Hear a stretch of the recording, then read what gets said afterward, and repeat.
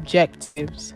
You'll also learn about the UPAM integration program, education program, Pan-African schools, Pan-African engineering program, solar panels, batteries manufacturing, and projects, the media out and the news network, the health system, information technology parts, trade and commerce made in Africa, MIA, and emergency response and goals as UPAMist. This video is for all those who wish to know more about who just joined UPAM, members who wish to know more about UPAM, who become part of the executive, advisory, trustee, partners. Movement, also known as a non-political, discriminatory, but disciplinary organization whose objective is to foster the development and empower all of African origin.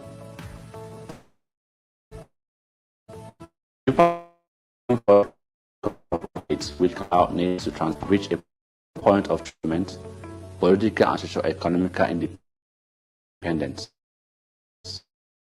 From within all Africans to African people. YIP was a non-discriminatory policy covered by national and international laws, which is operational structure that embraces a non-partisan and unified ideology and policy for all African countries and people of African descent. UPAM supports the unity of Africa in respect to their ethnic, racial, and cultural diversity. UPAM goes through the empowerment of all African in their existence and development, especially in food security, employment, health care change, environmental protection, and many more. UPAM integration plan is to bring together all traditional communities and religious leaders. These challenges from the grassroots and to enable community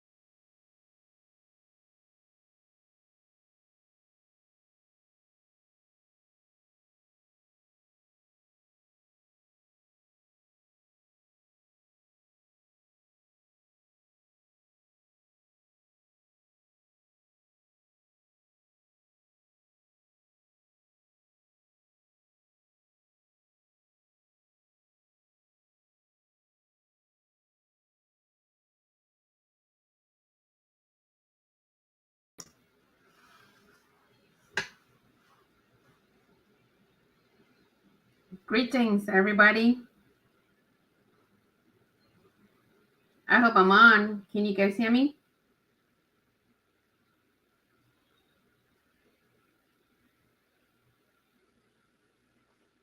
Can you hear me?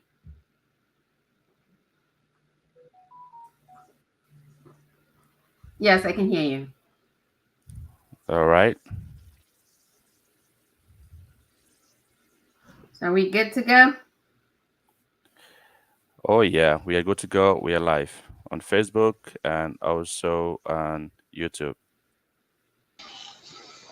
Awesome.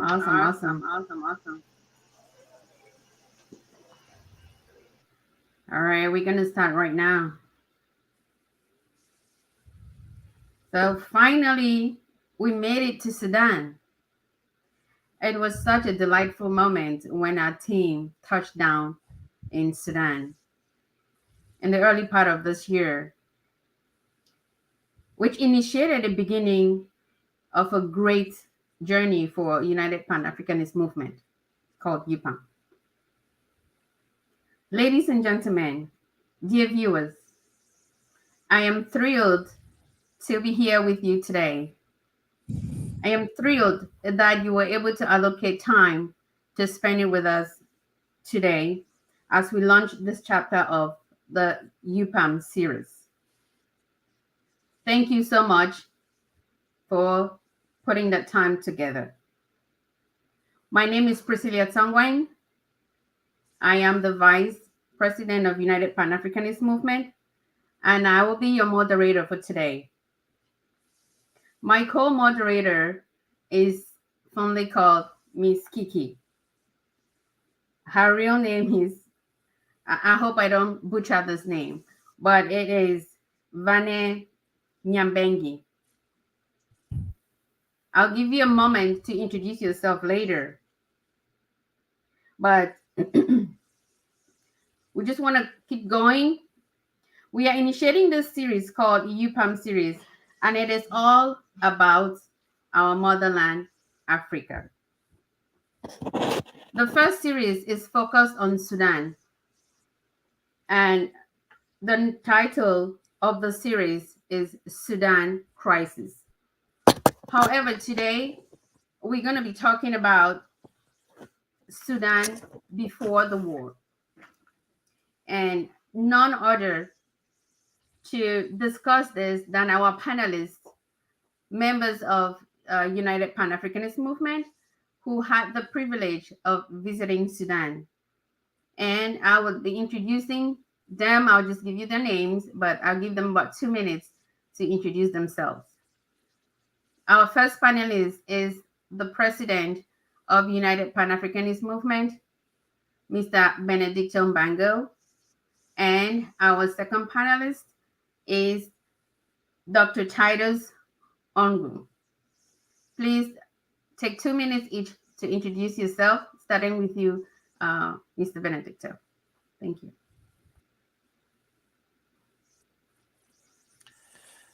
All right. Thank you very much, Dr. Priscilla, for this privilege. And I want to thank everybody who is watching and will be watching us later on.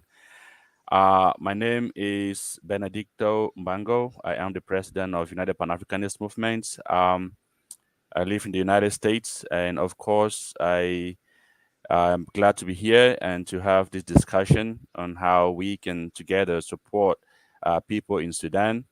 And I believe that whatever that we're going to share here today, it's going to be a step forward on how we can be able to support our people and also to help stop the war that is ongoing in Sudan.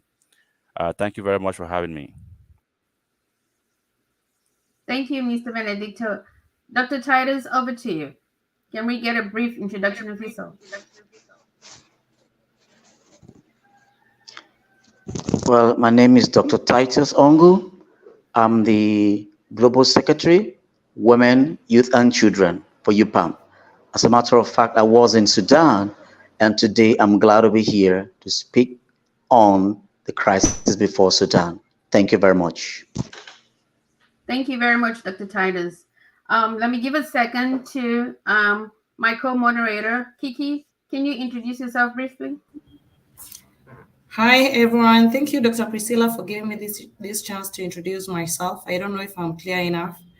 And thank you, everyone who's got time to join this forum today. And you're all welcome. My name is Ven Bonareri Nyabengi Kiki, and I'm glad to be here today. So I'm the national representative in this Kenya chapter, and I live and work here in Kenya. So thank you so much. You're all welcome. Thank you, Kiki. So before we dive in, just a few housekeeping rules. First of all, I just want to let you know that we'll try to make this as short as possible so we don't use a lot of your time. So we're targeting about an hour, maybe a few minutes over, but an hour is our target. The questions will be asked by the moderators, and the panelists would have 3 to 5 minutes to answer each question. Some questions we might have to repeat between the two panelists, so each of them will give their view, and then they will answer the questions. Also, let's see here.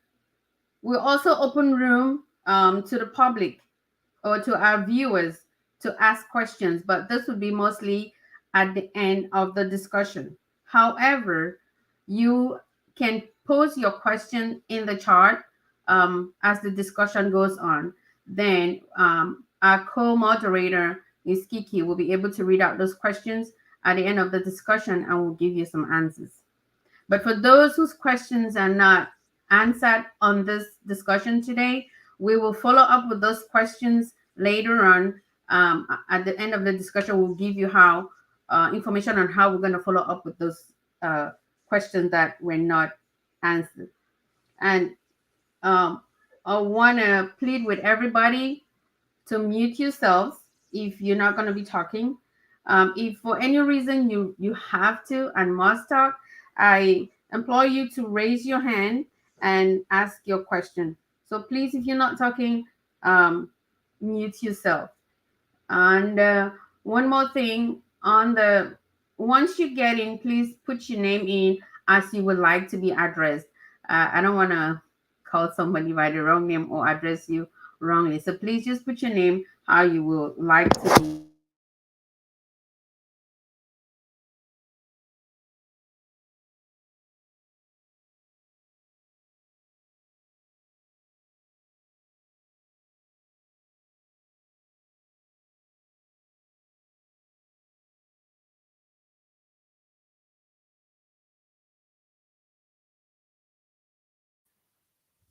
You're muted. You have to unmute. We can hear you.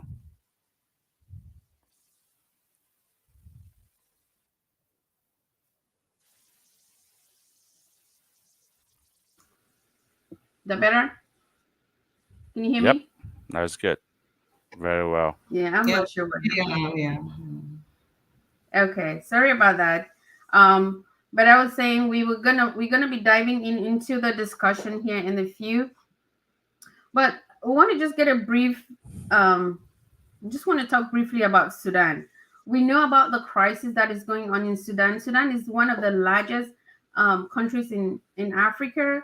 And there's been this crisis that started almost a month now, or a little bit over a month in Sudan.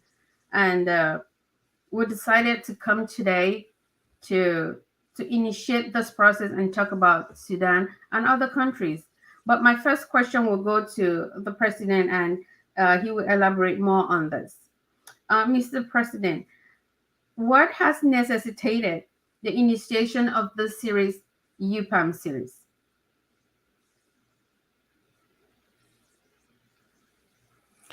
Thank you very much for that question. It's a general question here.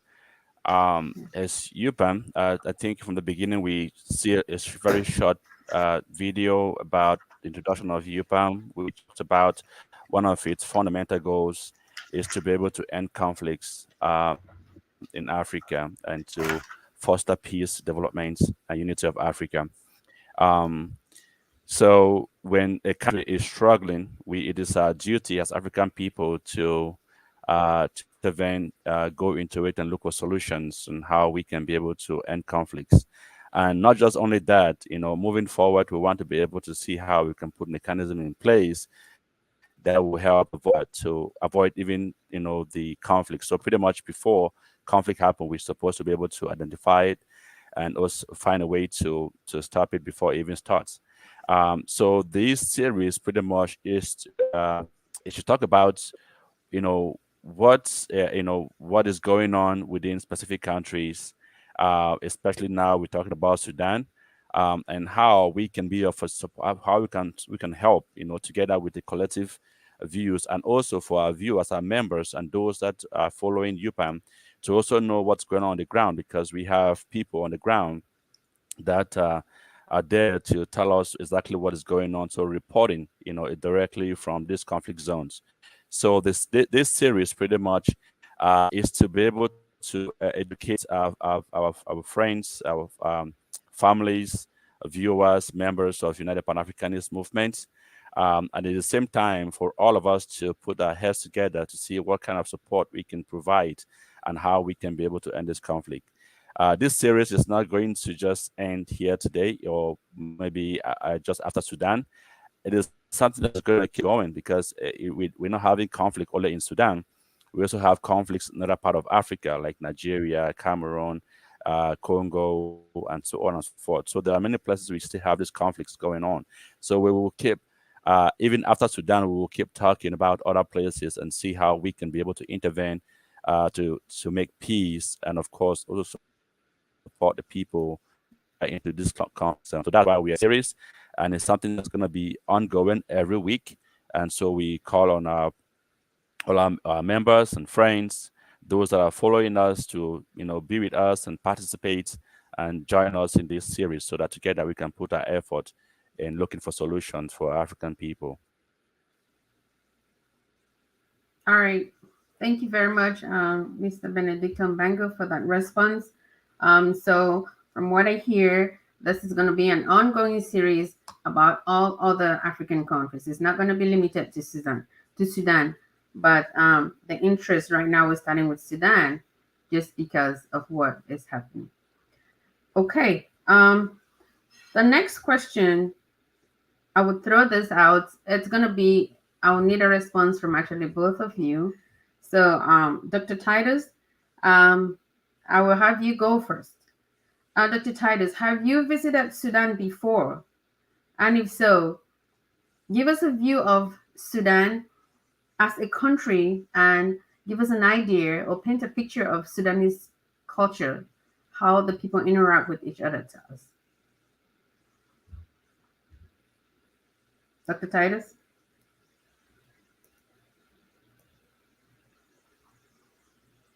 Dr. Titus, you're muted.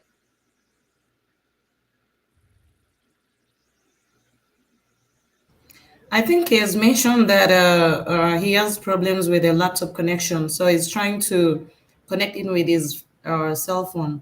So I guess maybe our chair can help him and move on. Okay. Thank you, Kiki. So, yes, Mr. President, you want to take on this one while we're waiting to see if Dr. Titus connects? I hope he's able to connect. Yeah, sure. Can you repeat the question again? Yes, the question Can you was, repeat the question again? Yes. Can you hear me? Very well. All right. So, have you visited Sudan before? And if so, give us your view of Sudan as a country and as what you see about the Sudanese people and what you think about it. Well, I visited Sudan last month, the month of March, pretty much. So it's almost like 2 months, but not almost 2 months. And fortunately and unfortunately, the country has been very unstable since I would say over a year now.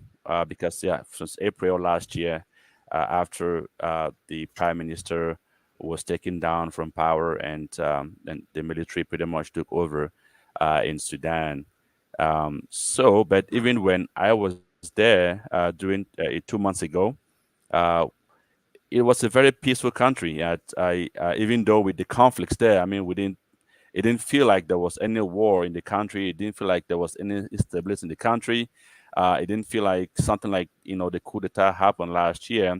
The people are very, very nice people. That was first, and before even going there myself, I was very, very skeptical because of not having a steady government at that time, that anything can happen. But again, Sudan is a country, it's a part of Africa, and as an African, I cannot be afraid to go to an African country to do what I needed to do there and to work with the people to collaborate. But my main idea, my main reason of going there is to be able to establish that partnership within UPAM and of course the National Energy Research Center for the solar panel manufacturing project. So while we were out there, we met other partners like Marif and also Minister of Social Development. And I mean, why when we interact with the people, we realized that they were very nice, family-oriented people. I mean, I felt like I was home. Like I mean, I felt better being in Sudan than even in the United States. So the spirit just matched with the people. They were very nice. They were very sweet people. One of the things that fascinated me when I was in Sudan, during this time was the fact that the people don't go to sleep early. Like 2 o'clock and 3 o'clock in the morning. Stores will still be open, like grocery Oh, stores wow. or supermarkets will still be open as if it's 10 o'clock in the morning. So and you will see people just sitting outside and enjoying the sea, around the Nile area. You will see them enjoying the breeze or wind coming from the Nile and enjoying their tea. So I asked, but these people don't go to sleep. They say no. Khartoum specifically doesn't sleep. So and not just that, but also the people were very, very nice, very sweet, very family oriented. Everybody received me. Like they will make us food, make us all kinds of things, and give it to share with us. So I think like I said, I felt being home. So the people has a very nice culture of being receptive, and not just that, but be very supportive as well, and very concerned about visitors. One of the things also I learned while I was in Sudan was the fact that we had, even with the being that situation going on in Sudan, there were a lot of other African citizens from different countries that were in Sudan, going to school in Sudan. And they have a very good educational programs there that helps a lot of other countries. And of course, even though housing is very expensive in Sudan, especially Khartoum area, but they were able to support students coming from outside of Sudan to study in Sudan. So I mean, I can't really tell you that I didn't love what I see in Sudan. Um, but I can promise you that these are very nice people, and of course they are wonderful people. And I mean, I enjoyed myself being there. I think their cultures, the way they receive us, it was amazing, very, very amazing. All right. Thank you so much. Now you make me feel like I should have visited Sudan then as well. Um, but I believe from what you said, Sudan is a place where you can actually go in, or before it all started, the crisis all started. It's a place where you would go in, if you're an entrepreneur, because I hear you say that you went there and you created some partnerships. So definitely a place for investments, if I may put it that way. And no worry about the people down around there. They will treat you right, and they would welcome you and take care of you. Well, I hope after it's all done and said and everything is calm, I would definitely have to go visit Sudan. I don't know about you guys though, but yes, I would love to go visit Sudan. Dr. Titus, are you back with us? Can you hear me? I can hear you. Yes, nice to have you back. Yeah, unmute, Dr. Titus.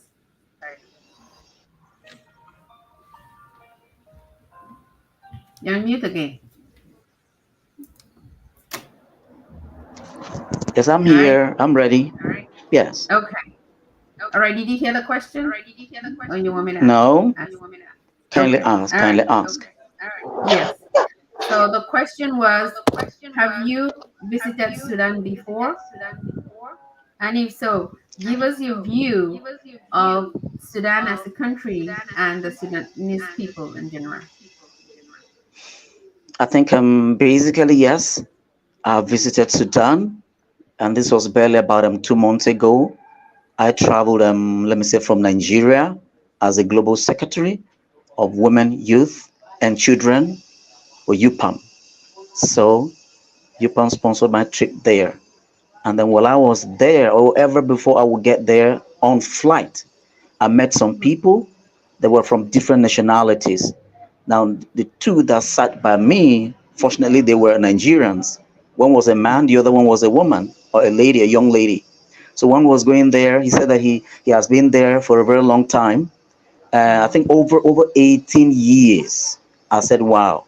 Then for the young lady, she was a student in one of the universities in Khartoum. So right from the air, the time we landed, I could see the peace, the peaceful city and all of that. I had even some videos. And then after that, when we got there, almost on a daily basis in the evenings, from about 5 to 6 p.m., we'll see a lot of people coming outside. That is families, with their children, and then going out along the River Nile, because on the River Nile there were tourist attractions, tourist places, and all of that. So the hospitality was just so awesome. And then we had meetings, just like the president has said, and so on and so forth. So in summary, the Sudanese people that I went there and then saw, they were warm, receptive, and then the atmosphere was peaceful. I could see those that were, almost like black skin or like Arab, all together, whether they are foreigners or not, doing businesses. And as a matter of fact, while I was there, you won't even know who is a rich person or a poor person. And I recall that some Sudanese took us to their houses. We celebrated birthday with them, ate on the same tables with them, apart from the official meetings that the president and I had at the National Energy Research Center, and also with the Ministry of Social Development, and also with the National Disabilities Council, and also with MARIF, one of the NGOs that is working in Sudan.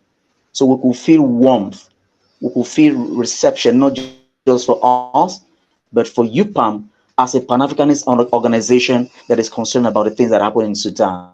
So we were warmly received, and we stayed there and until we were left out about a couple days or week. So for that, I stopped. Maybe others will also be able to say one or two things. Thank you.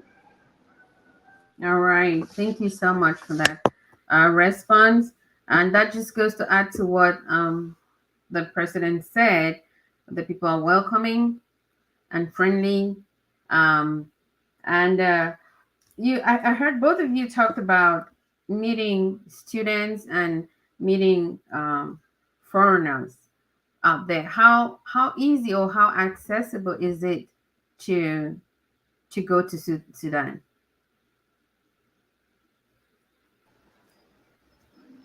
I think basically maybe I should say something here before maybe the president will say. I think it's quite really easy, because right from the Sudanese embassy here in Nigeria, it was easy for me to process my visa. I submitted my documents like today, and because it was the day had gone, they said I should come the next day. And then when I came the next day, it was actually given to me. And then actually took off from Kano. So when I landed, also, it wasn't long before I left the airport, to join the people that from UPAM, also from the National Energy Research Center that welcomed me there. So it was actually, easy. It was actually easy. Thank you. All right. Thank you. Mr. President, over to you.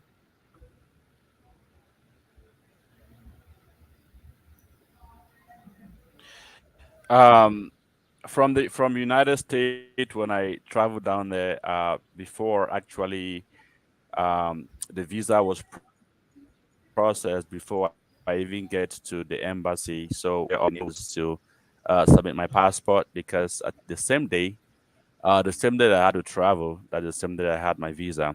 And generally, once I I'm supposed to have a visa, but because the officials letters that was issued to the embassy, so it and right from the embassy created great relationship here in the United States in Washington D.C. So to today we had that relationship between myself and those in the at the embassy in Washington D.C. So it was a very good travel, and of course all the way from the flights and the experience, pretty much the whole experience flying out from the United States all the way down to Khartoum was a great experience. Met great people on the plane. I get to pretty much get to a country where where I thought that's pretty much like it's a difficult place to travel, but it was the most easiest travel that I've had. From compared to other countries in Africa. So the whole experience that was great was, I think was an amazing experience. The people were nice. The process of, pretty much, in the airport for collecting your bags, I was afraid that probably my bag would be breaking into like most African countries where, when they know you come from the United States, they always try to break into your bag, see if they can collect things. But yeah, I was able to collect my bags from the baggage claim without any problems, and then pretty much exit out of the airport, like as if I was just traveling locally. So the experience of my travel experience was amazing with going to Ethiopia to Sudan. Okay. All right. Maybe So Dr. Priscilla, just to interrupt, maybe they can tell us about how their food experience was because they are from different cultures. How did you enjoy the food in Sudan? Well, maybe let me start because I came there and then a day later the president came. As a matter of fact, for me, I didn't really find it difficult to acclimatize to the food situation there because they have a lot of variety of food. Sometimes just at a sitting, you would think that it's a feast for 10. You see a lot of different food varieties for you to choose from. So definitely part of the world, there should be something that fits into where you're coming from. And in that apart, you also find something on the menu that will appeal to you. Thank you very much. That's all I have to say about that. thank you. Thank you. Mr. President, On my what's your side, favorite? my experience. I forgot. I'm trying to remember the drink. I have one of my favorite. There was a drink. Gongoles. That's Gongoles, one of Gongoles. my favorite my favorite drink. When I got there the first day, I tested that for breakfast, and I enjoyed that to the last day I left. They even bought a lot of them and give it to me. I brought some in the United States with me. So, but the food, drinks, and everything was it was a great experience. Again, I would say I'm very picky when it comes to food, but I was able to try everything because I wanted to be able to integrate with the people and also have that experience. So all the food that I ate, I don't remember all of the names. There are so many varieties, especially our members in Sudan. They want to kill us with a lot of food. They just keep giving us all kinds of food, like and just yeah, they were so it was so amazing. So we had like different varieties. I don't remember the names. Trust me, that it's difficult to pronounce. But one of the things that I remember was Gongoles, which I drink that every second. It was my water because it was like a drink. So both from my members' house that we ate at the restaurants, the hotel, the food experience generally was amazing. One of the things that I found very common that was very easy, compared to what we have in the United States. In the United States was French fries and steak. So steak like roasted beef, right? Mhm. So that I was surprised that I found, that they had that in Sudan. But other things like the bread, some of those, some little goodies that they made on the dining table. Just try different experience from their rice and soup and all those things. It was very great experience. I had a good time, especially with the food as well. And I remember when And you let came me back, and go back. Go ahead, and Dr. let me Titus. just Uh, add, let me just add that almost everything, almost not everything though, was the food were things that they made themselves. It's not as though they were processed before they now took them, and then cooked it and then served it. They were processed, and for me, for example, I like something that is handmade or homemade, and in Sudan you would find that. Thank you. Healthy, handmade, homemade. So mostly organic foods. Wow, That's that's really correct. good. That's Yes. why most of them are so slim and fit. All right, thank you I so much. believe we, I Like, believe we we have say, like 15 minutes left. hello? Prof, were you saying something? Yeah, I'm saying, I believe when we are in United States and Canada, we say organic. Africa, they don't have problems with organic. They call it food. Then that's why he is calling it processed. Because Okay, thank you for that input. All right, so while you guys were out there, did you feel threatened at any time as you went about your activities? Did you feel like you had to have security? You had to protect yourself? Was there any feeling of that nature? Well, as a matter of fact, for me, I never felt threatened, and neither did I find out or realize that there was let me say, an atmosphere of insecurity. Most times it's either we go out with, or we go out with the staff of the Energy Research Center, or other members of UPAM, or other Sudanese. But however, I never felt threatened, whether in the mall, on the streets, where we had meetings and all of that. I never felt threatened, as opposed to stories that you sometimes get from whether the Western media or other media. I didn't feel threatened. Thank you. All right. I'm glad to hear that. Mr. President? and from my own experience, coming from United States, that people always feel like they've been threatened. When you go down to Africa, especially in countries that they call unstable. Myself, we never felt threatened. In fact, I just wanted to walk. Not even taking any vehicle or anything like that. I just want to walk down the street and enjoy the atmosphere, enjoy, the environment. So, from like I said, from landing from airport, throughout the process, going out, to meetings, meeting different people. Even you see a lot of kids, out in the streets, a lot of people out in the streets. Never felt threatened at all. Like I just felt like I was home, and I pretty much just integrated in the system, just like I was one of the Sudanese too. So, and yeah, nobody asks any question. Nobody comes to you for anything.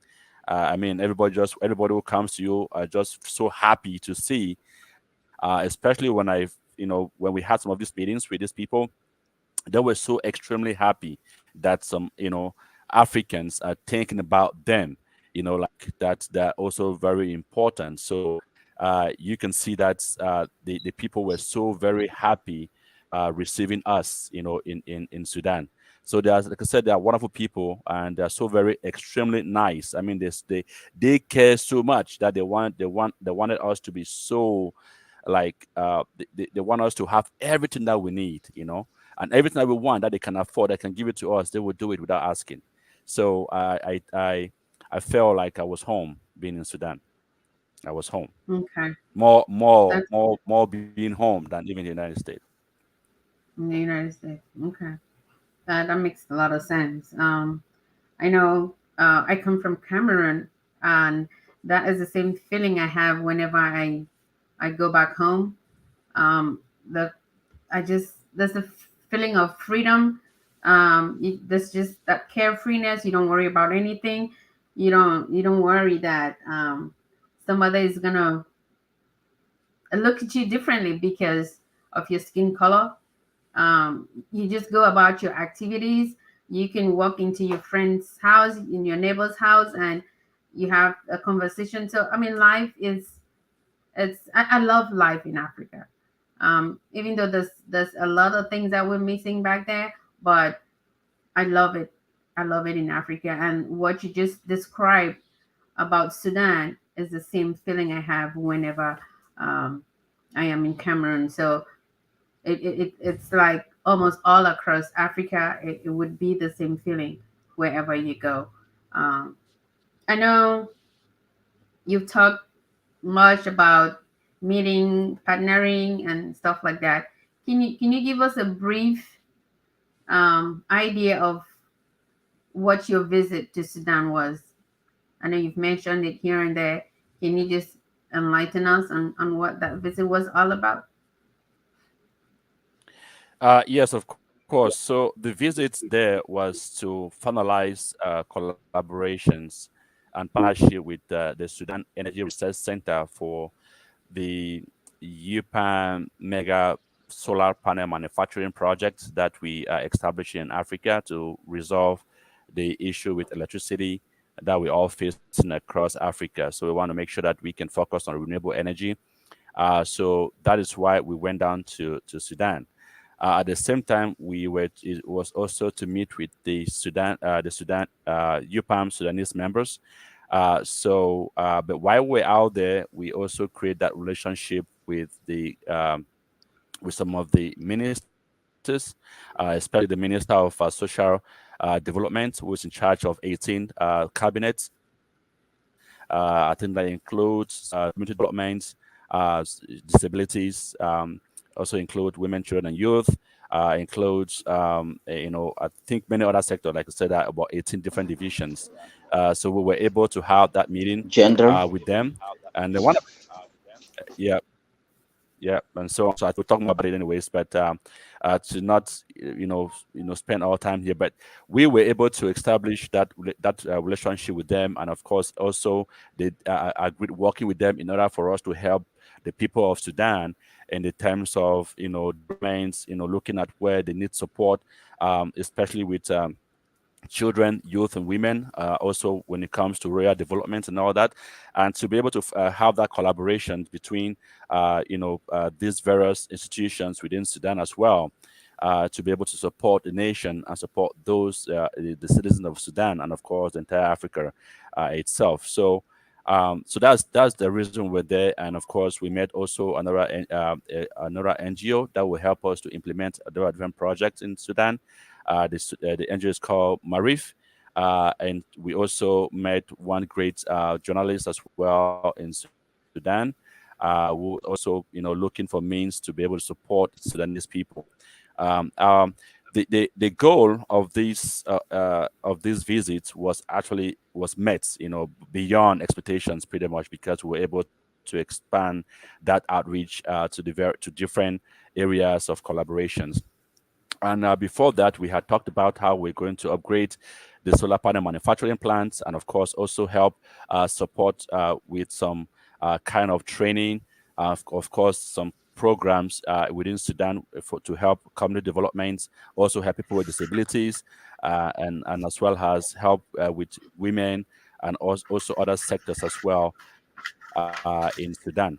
So we had talked with the ministers and other people that were, looking for different kind of support, and how we can be able to bring Africans together, including Sudan being part of that fold, to be able to work into each other, connecting Africans, from Sudan to the rest of the world. So this was actually an amazing visit, and I think everything that we went there to do was 100% successful, and we also met. We were able to met beyond expectations. All right. That sounds so amazing. So it was a big step for you, Pam, and very well accomplished. Um, and I just want to use this opportunity to thank you guys again for um, going out there and representing us and bringing us back all the great collaborations and partnerships that you guys were able to create over there. Dr. Titus, do you have anything to add to this? Yes, what I wanted to add, although Mr. Chair has said some, is the issue of interagency collaborations. Because when we were there, one of the things that came up, that we felt really happy was that the not just us, but the stakeholders that were met. For example, the National Energy Research Center, the Ministry for Social Development, and also the NGO, and also the Disabilities Council. They also now saw the need for interagency collaborations. So we really encourage them that during in our next visit, it may be the Ministry for Social Development or the National Energy Research Center that would at least call other stakeholders in Sudan together for us to not just meet, but also work together for the interventions that we have, not just in the upgrading of the solar panel manufacturing plant, but also carrying out social development projects that benefit the entire people of Sudan, and also not just those in the cities, but also those in the rural communities where it is difficult to access electricity, where it is difficult, difficult to access electricity or power for agriculture. So I'm glad that that actually happened, and we also made them to see, or we also got to realize that for NGOs that are even local, we could partner with them for capacity building and also carrying out interventions, not just in Sudan, but outside Sudan, so that Sudanese NGOs or African NGOs that will learn from one another and benefit from one another, as opposed to they of African NGOs relying on either international NGOs that are not Africa oriented. So those are some of the things that I wanted to point it out, that there is actually power within, and if we harness this power and harness this potential in terms of interagency collaborations in a country, we will achieve a lot. And also when we include other persons, for example, the persons living with disabilities, because in planning, sometimes people don't even include them. But in this particular visit to Sudan, we were actually at the at the National Disabilities Council, and they were also very receptive, and they told us about the issues they had, and then we talked about it, and then we agreed on next steps forward, which after we know that very soon we'll be going back to Sudan to this time to implement. Thank you. All right. Thank you for that addition there. Yes, it is that very, very important for us to collaborate within within Africa. We need to have each other's back. We need to hold each other's hand and grow together. We're not saying that we're going to be an island, but we're saying that together as Africans, we can grow better. We can grow stronger. And that brings me to this question.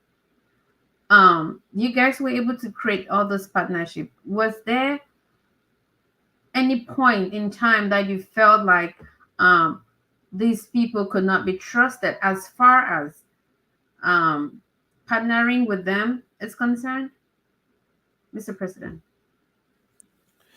No, no, there was no moment that I would say that I can trust them now. They are very open people. You can see how very they are eager to make things work for not just only Sudan, but for the entire Africa. So you would, I mean, before we even go there, I know we can trust them, especially our partners down there, our members down there as well.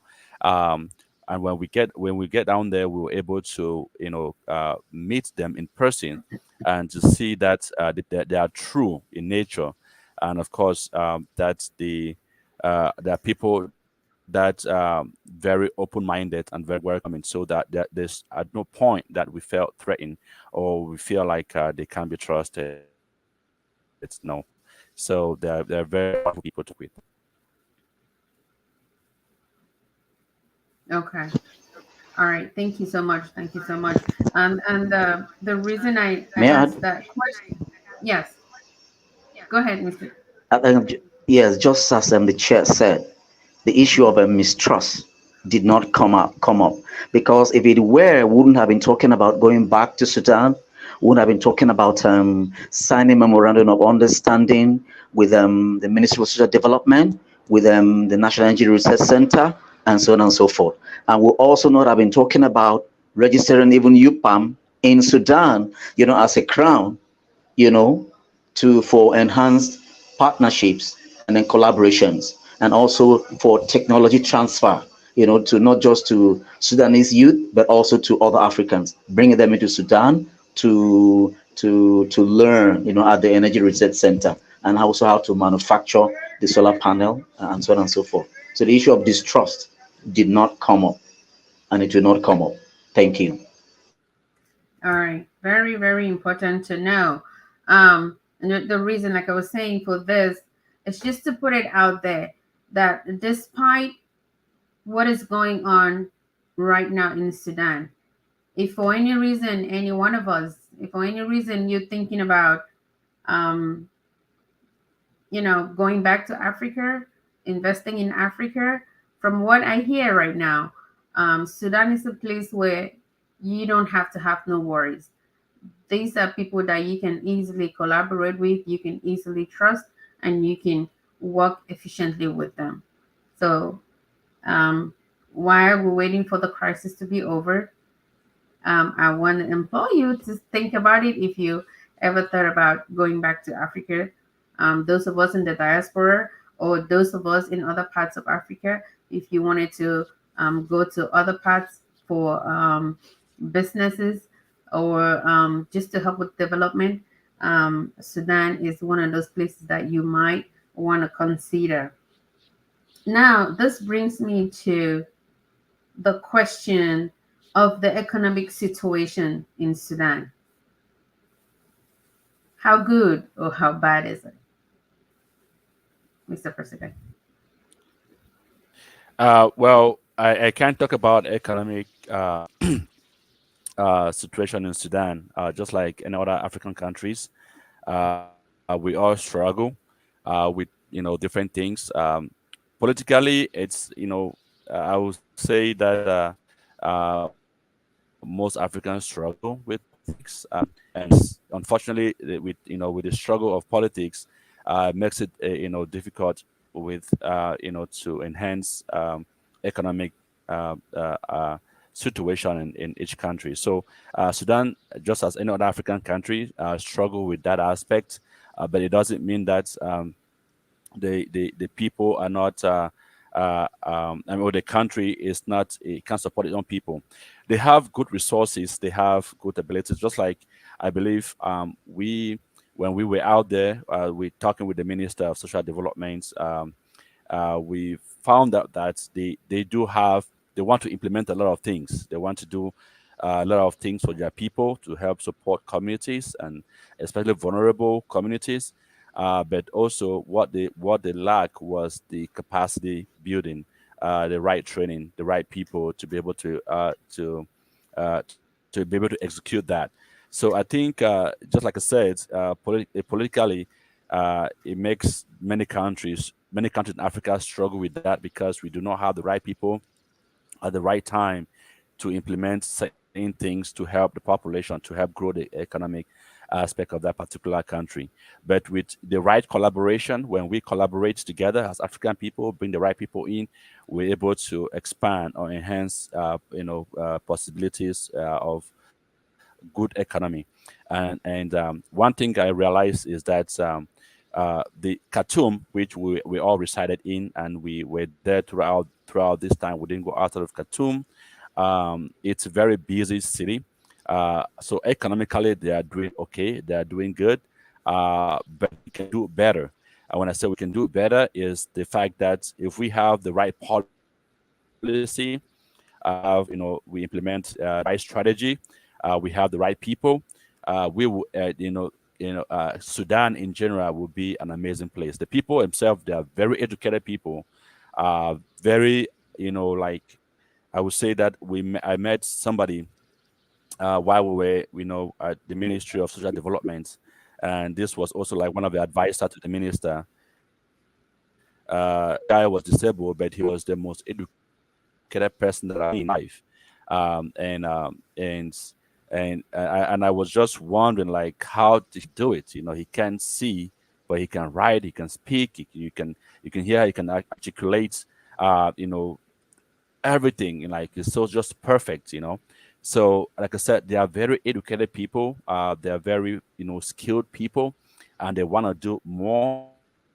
The only thing they just need is the right policy, and Dr. Titus talk about the interagency connection, where different hands, different ministries support each other to be able to build a good, stable, and successful economic system within the country. And we had pledged to work with them, to bring our own little expertise, and bring the right stakeholders, within Sudan and outside of Sudan, to see how we can be able to help various communities, also various areas, and to be able to boost the economy also of Sudan. All right. Thank you. Thank you, Mr. Chair. Dr. Titus? I guess if you would kindly ask the question again because I couldn't hear you, then I'll be able to respond. Thank you. Okay. Now, the question was, what do you think about the economic situation of Sudan? How good or how bad is it? I think, in my opinion, and then also based on what I saw, while we were there, I think the economy is good enough. Because if it were not good enough, you won't have a lot of foreigners in that country. I've been also reading the news in the last 1 week and 2 weeks. You realize that there have been a lot of foreigners there, whether they're Africans or non-Africans, whether they're Americans, Europeans, and all of that. So I think the economy is good enough. And while we're also there, we see people buying and others selling, whether it was in malls and then along the river Nile, where you had a lot of resorts and all of that. I think the economy is very good. It's quite good. Thank you. All right. Thank you. Thank you. We've heard it all. Miss Kiki, did you have a question? So I really wanted to know if you, while you visited Sudan, did you have any communication problems? Like you were not able to communicate in one way or another? I think I can start with that. Communication issues, of course, it's going to be there because the fact that we have people that speak just Arabic, and we have people that speak both Arabic and English. Some people are trying a little bit of English. Some people are very good with English. So there will be that communication issues. In the entire Africa, we do have communication issues. That's for sure, because of different languages that we do inherit from colonization. But then we were able to pass our message. So we have good interpreters, if at all there was a need for interpretation. However, all the medias we have, be it with the National Energy Research Center, and also be it with the Disabilities Council, and also Ministry of Social Development and Marith, also the organization. Those in Marith all of them speak English very well. In the Ministry of Social Development, majority of them speaks English. So they were able to do trying to communicate, do a little bit of interpretation, summarize the whole thing for those that do not speak English, and they were able to question. But so we had that communication issues, but it wasn't a barrier. We were able to communicate and forward easily without any problem, because majority of the people speak at least a little bit of English and all understand more English than expected. On the streets, we I think some people, myself, I don't speak Arabic, but I was trying to, and but it was able to, we were able to interact with some of the people on the street as well. Like I said, in the market, we went to supermarkets. We were able to communicate as well, so it wasn't that bad at all. It was better than I thought, than I expected. I thought we are just going to have interpretation throughout our stay down there, but no, that wasn't the case. So communication was good. What about you, Dr. Titus? Did you have any problems on communication? And also, uh, did you experience any segregation on when you were trying to have your collaborations with, are you Muslim, are you Christian, with religion? Did you have any issue, segregation on religion? Well, let me just say that communication was not an issue at all for me, because in meetings, whether with the National Energy Research Center, because I remember I think we had about 5 meetings or thereabout, and then with the Disabilities Council, and also with the MARIF, and then the social development, wherever someone was to, for example, to contribute or say something in Arabic, it was interpreted to us. So I didn't have a problem with that. And let me also say that there were other people that we met during that time, that were students. Now, for some of them, they don't speak English, and if you don't know, you would think that they don't understand English, but they do, because some of them use translators and they go to universities and they are being taught in English. But however, in conversation, they would hardly converse with you in English. But that doesn't mean that if you communicate with them, they will not be able to understand. So on a general note, I didn't have a problem with communication on the issues of discrimination along religious lines. And as a matter of fact, Sudan to me looks somehow liberal in terms of even religion. There was no fear of discrimination, neither did I perceive any at all, despite the fact that I am a Christian and most of the people that I met there were Muslims. Thank you. What about you, Mr. President? Um, well, I thought I'd respond to that. Do you have any specific question that you want to make? This is to make sure Segregation on that. religion? Sorry. Say it again. Sorry, I think something interrupted. Yeah, I guess we are almost going to a break. As far as the religion is concerned, no. Yeah. Yes. Yeah. I think he was trying to go on a break, but no, I did not. Actually, I'm a kind of person where I accept all religion. So they didn't look at me if I was Christians or Muslim or not practicing any religion at all, or pagan, whatever you want to call it. No, there was no discrimination. Actually I wanted to go to the mosque. I was telling them I want to go to the mosque and learn how to pray, but so because of time, and I think what I meant was going to take us, but because of time, I couldn't. But I mean, they were able to teach me how and why they do it because I wanted to learn.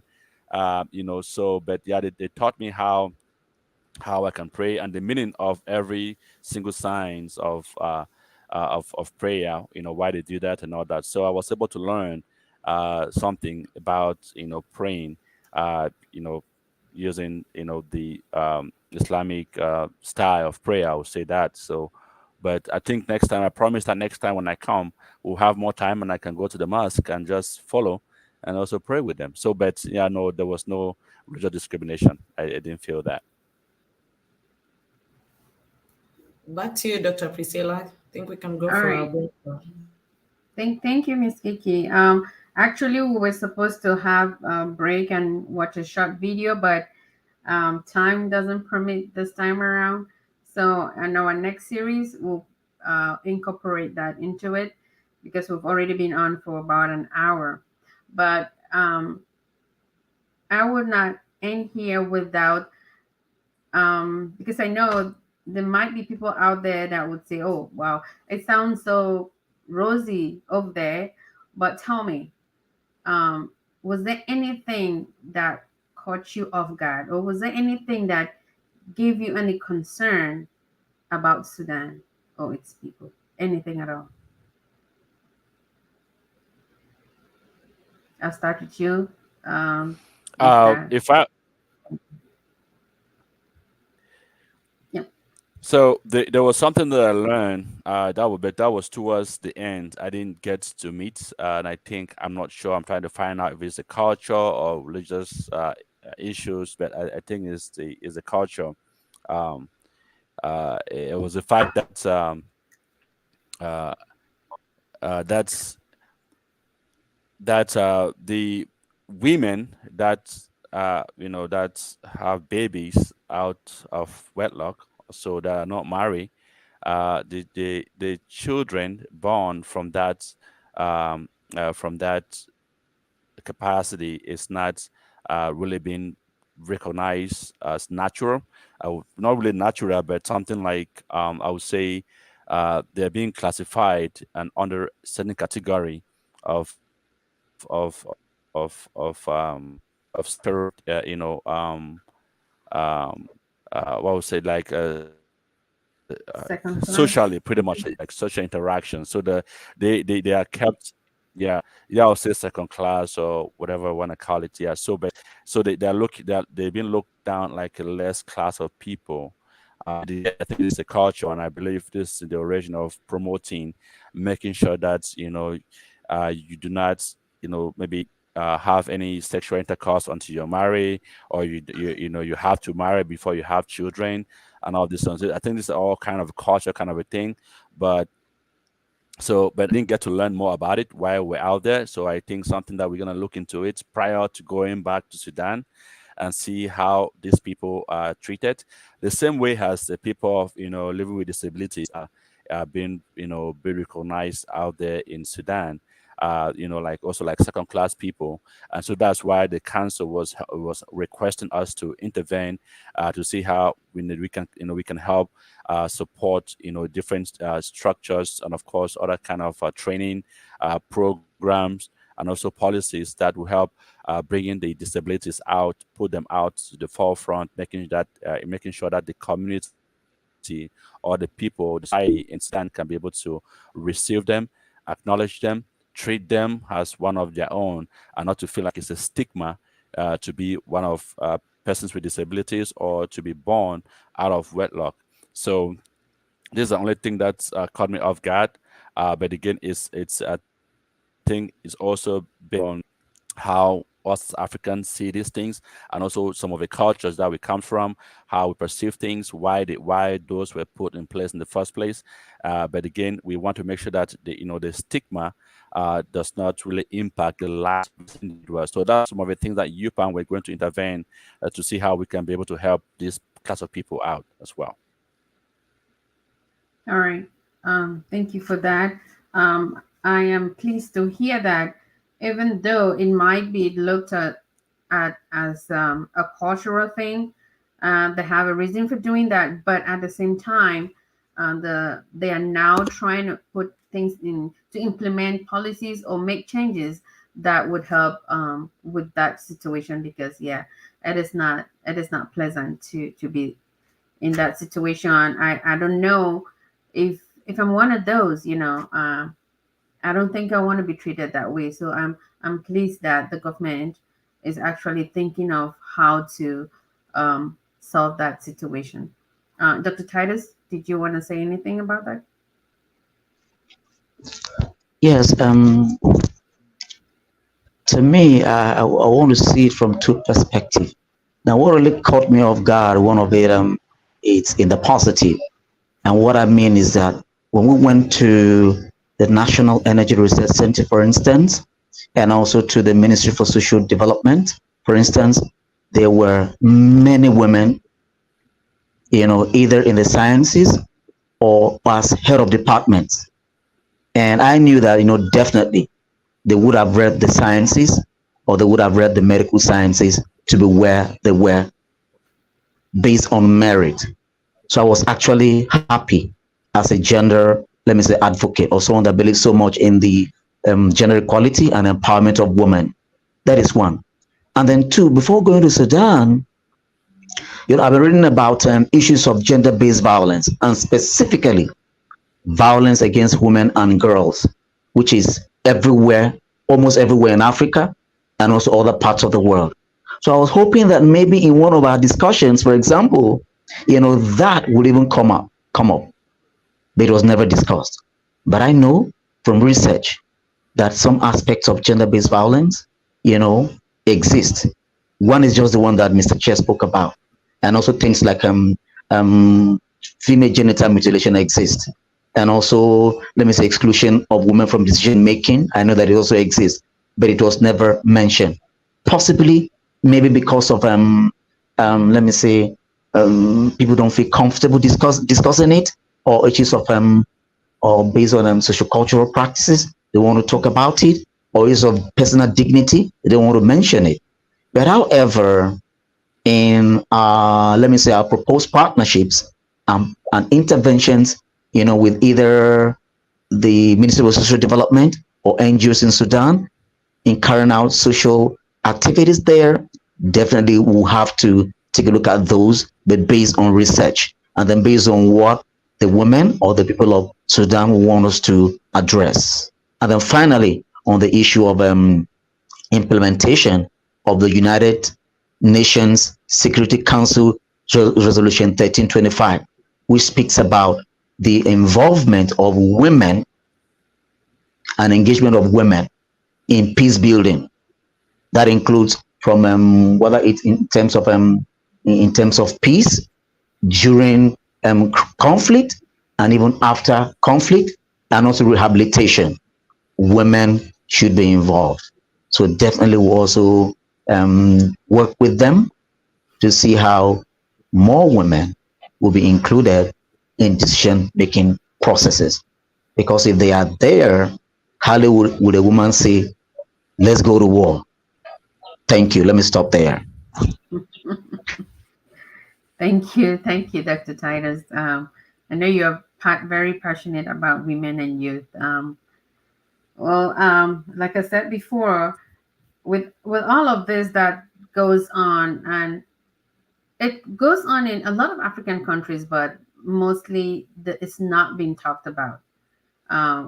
Girl child mutilation and all of that stuff. It goes on in a lot of African countries, and I believe it's something from ancient time, and they had a reason for doing that. But with advancements and in this new era, things are changing, and I'm happy that most of the governments are trying to, stop all those kind of actions and activities. So we're getting really, really close here.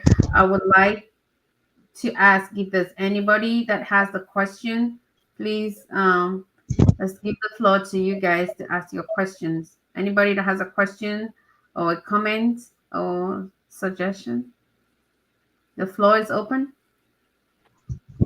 And while they're doing that, Miss Kiki, can you see if there's any questions on the chat, please?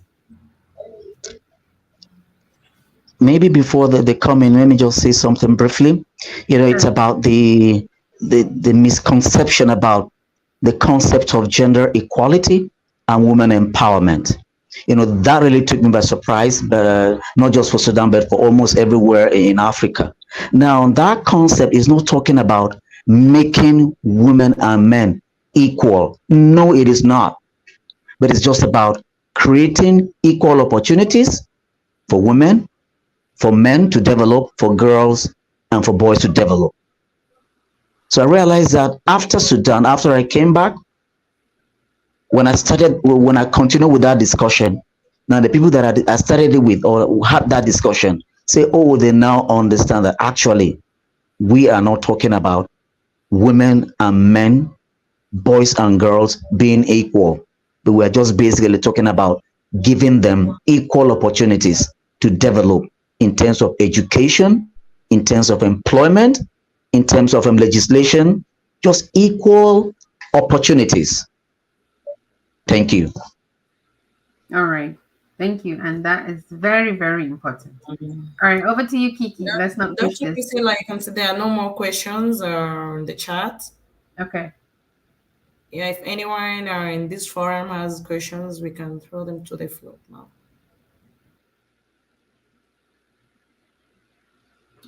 All right. Doesn't look like there's any questions. So let's just get a brief summary from both of you, as far as your as far as how you saw Sudan. Just a brief summary. What would you tell I'm people sorry about to it? interrupt. I can see Priska is asking a question here to the forum. How has women in Sudan contributed to the peace building in Sudan, and how has participation in the political system? I can see Priska asking a question here. Maybe we can have 1 minute. Yes. That's for you, Dr. Titus.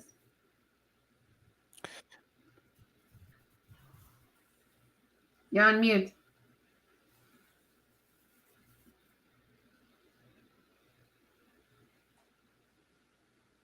Frozen. It looks like it's frozen. So while he's trying to get back to that, I can answer that. Sure. Well, as far as women being part of the women being part of the structure, I would say both in political and also civil societies. How has that contributed?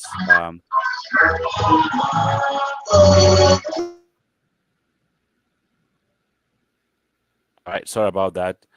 So the responder is the women in Sudan are very, very peaceful people, and I think that pretty much the fights between the ongoing crisis in Sudan. I don't think there's anything that the women would have done to prevent it from happening, because this is a more political aspect, and some of this uprising or political instability in Africa is very, very common. Um, but from what I found out from most of the women, especially those that seek peace, because if we look at it, the people that are actually looking for solutions to some of the crises that are facing in Sudan currently are women.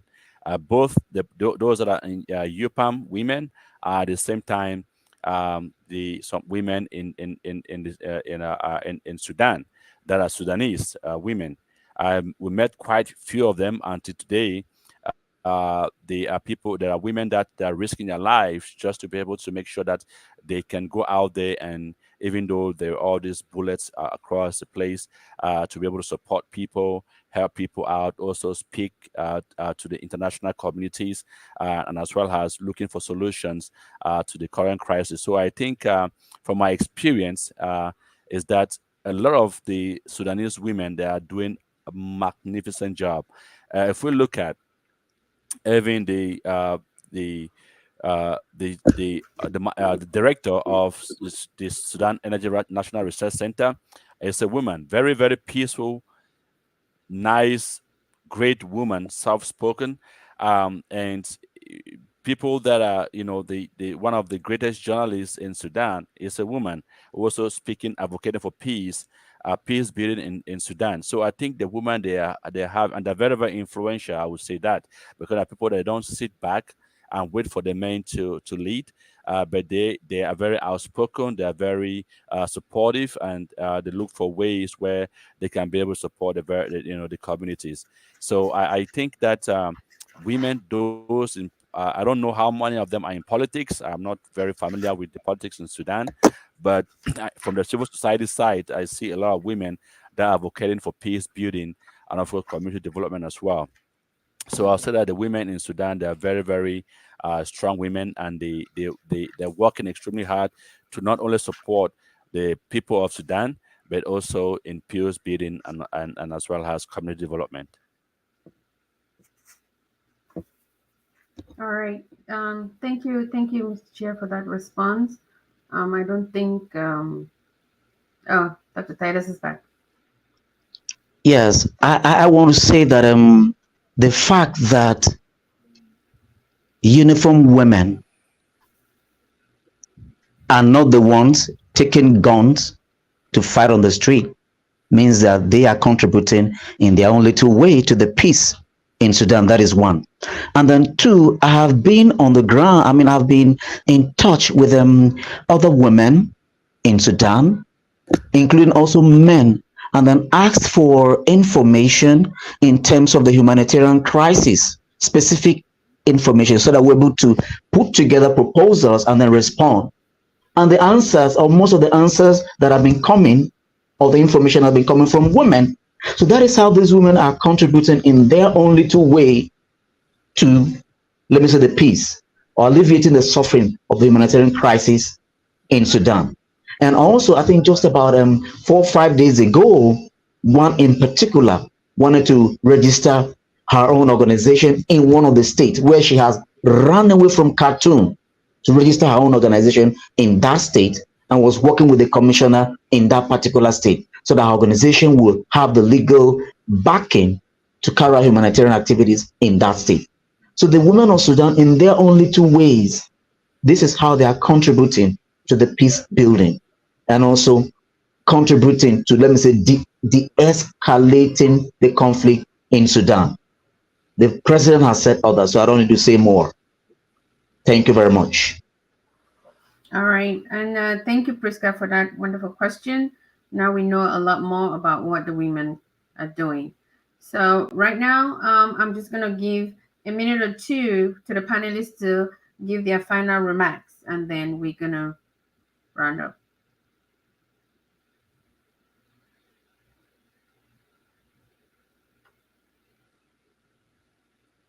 Dr. Titus, you want to go first?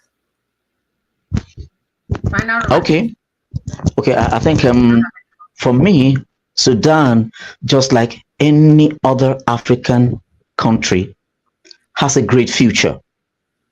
And we as Africans, let me say, the entire world would need to see us from the way by the way we see ourselves. Because most times the stories that come from Africa, or whether from Sudan, they're not really good stories, but if we look clearly, we begin to see the qualities, the good things that are taking place in these places, and then know how we can work together and make Sudan, or make our fellow African country, better. So Sudan is right now in crisis, but as UPAM, as Africans, we decided to stand by them, highlight the positive things in that country and about the people, so that when the crisis is over, we'll go ahead to help them to stand on their feet. It is not just for Sudan, but for every other African country undergoing any challenge at the moment. And let's not forget that every country, whether it's America or Europe or China or whatever, they have their challenges. We too have ours, but however, we'll overcome them if we team together and work together. Thank you very much. Thank you very much, Dr. Titus. Thank you. That's well said. Mr. President, final words, please. Yeah, of course. Like the title just mentioned, Sudan, likewise, any other African countries, I believe as African people, we are very peaceful people, and we are always very supportive. We are very traditionalist, in the sense that we want to see the best from each other. We want to support each other. We are very family oriented, and one of the things that I've also seen that has been happening in Sudan is the fact that despite this crisis, despite a lot of people fleeing from Khartoum and neighboring countries and other part of the Sudan, they have been we've not had a lot of homelessness as it will compare to many other countries that we've seen this happening, because family members, other Sudanese are taking people in their homes and have them stay. Those that flee Khartoum since the war, it's within Khartoum itself. So in summary, I would say that African people in general are very peaceful people. Sudanese are very, very peaceful people. But unfortunately, with politics and other kind of a thing that influence some of these things are the cause of of our problem in Africa.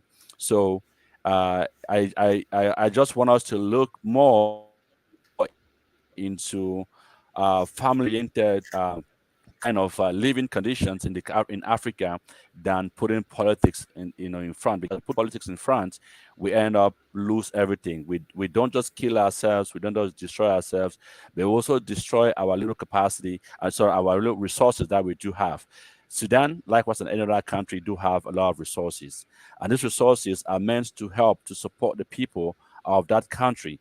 The people of Sudan needs to be able to live in their country happily and be able to enjoy every single resource that that they've got, so that they can have that, not just only the freedom, but they can also have the ability to build a future that without thinking of losing it one day. So, in general, let's work together. And now the crisis is there. We have to put some kind of support systems, including humanitarian support, including any other kind of aspect that will help the people, the victims of Khartoum, and the Sudanese that are being the victim of this war. And it's a call for every African, those in the continent and those in diaspora, to come in and provide the support, because I see sometimes when last time when France had issues, everybody, the entire world sympathized with France. When Israel have issues, everywhere, sympathize with Israel. When Mexico had issues, everybody sympathized with Mexico, and so on. It's the same as Russia, the same as Ukraine. Everybody sympathize with them. But when it comes to Sudan, how many of us sympathize with Sudan? So it is a call that we should all have to understand that whatever that happens in any country in Africa as African, we are also suffering in one way or the other, and it is very, very important for us to sympathize with them, and not just only sympathize by speaking, by doing the little you can to be able to promote that peace, stability, developments, any kind of things that you can be able to help the people of Sudan or the people of of Africa. Let us do it together as Africans. It's a call for us Africans. If Europe don't want to do it, if America don't want to do it, that's fine. We don't even. I mean, in the end of the day, we don't need them. But us, you and I, as African people, it is very important for us to be able to work together. When one nation is hurting, everybody hurts. When one person is hurting, everybody is hurting. So let us put that mentality, knowing that whatever is happening in Sudan can happen in any other African country. So how do we help in this case, or how do we prevent it from happening in another country? So it is very important that we as African people, we work in collaboration in bringing peace, stability, and unity in Africa. Thank you for those final words, Mr. President. It is very important what you've said. We need to collaborate. We want to put ourselves in the shoes of those who are hurting as a human being, not just as an African, but as a human being, first of all. When you put yourself in the shoes of those who are hurting, you can empathize, you can feel their pain, and whatever help that you think you're going to need is the same help that they need right now. So we have come to the end of today's discussion. Our next discussions will actually flow into what is actually going on in Sudan at the moment. We're going to talk about where it all started, why it went wrong, and where it is, and eventually, what do we do as people? What do we do as organizations? What can we do as other countries to come in and support Sudan? I want to thank each and every one of you for spending this time with us today, for giving us an hour, 30 minutes of your time. I really, really appreciate that. And for those of us, or for those of you out there who would like to join this movement, who would like to connect with either Dr. Titus or Mr. Benedicto Bango, our panelist. Tell us, please, how do they find you guys? And where do they find you? Dr. Titus, you go first. I Thank think you. Thanks for having me. I think basically, if you will, let me say, go to UPAM website or Google just United Pan-Africanist Movement, and then send a message to us, it will definitely come to me. Or if you Google my name, you will definitely find me, either on LinkedIn and so on and so forth. Thank you very much. Thank you. Mr. President, how can they contact Of you? course, I mean, uh, you can also through our websites. Once you go in there, and of course put my information in, and direct that to me, it will come directly to me as well. So you can go on inquiry. You can go send us a message on our website as well. Direct that to me. You can, and of course, the UPAM number. The head office will pick it up, of course, and then you can be able to reach me as well through it as well. So we have our number out everywhere on Facebook, and of course on and others. Thank you so much for being part of this discussion, and we look forward to working with you all as we move forward. All right, thank you. So you've heard it all. We have now come to the end of this discussion for today. Thank you again for your time. Thank you again for your patience. If you need to reach either of our panelists, you want to go to the United Pan-Africanist Web Movement website, and you'll be able to reach any of them. If you have any questions, please go there. You will have a section where you can also post questions in the group or our Facebook group. You can directly communicate with either one of us in the group. So thank you again, and I want to wish you all a great rest of your day, and we look forward to our next series for next week. Come prepared with questions for the panelists, and come prepared to discuss. Thank you so much. Have a good day. Bye. Thank you. Yeah. All right. Thank you. Bye-bye. Asante. You'll Karibu have sana. the UPAM vision, Okay, thank you, Asante mission, Sana. and objectives. You'll also learn about the UPAM integration program, education program, the Pan-African Club, the engineering program, solar panels, batteries manufacturing, and cultural projects, the media house, WNN Wakandan News Network, the healthcare system, information and communication technology projects, free trade, e-commerce, Africa, MIA, the humanitarian and emergency response team, UPAM Holdings, and our goals as UPAMist.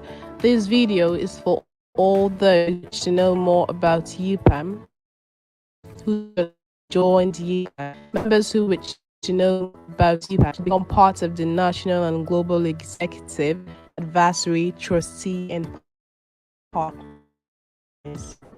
Movement, also known as UPAM, is a non-disclosure but a multidisciplinary organization whose objective is to foster development and unity to economically empower all residents of African origin. UPAM aims for the of African nations to transform and reach a point of social economic independence. Furthermore, UPAM is able to promote security and to advocate for African people around the world. A non-discriminatory policy covered by national laws. This is a non-partisan and unified ideology and policy for all African countries and people of African descent. UPAM supports the unity of Africa with respect ethnic, racial, and cultural. UPAM intends to achieve goals through empower African people in areas that will change to the existence and development, especially in employment, education, care, climate change, environment, and many more. Integration plan is to bring together all traditional communities and people. This will give a common ground where we can start solving our own problems and challenges from the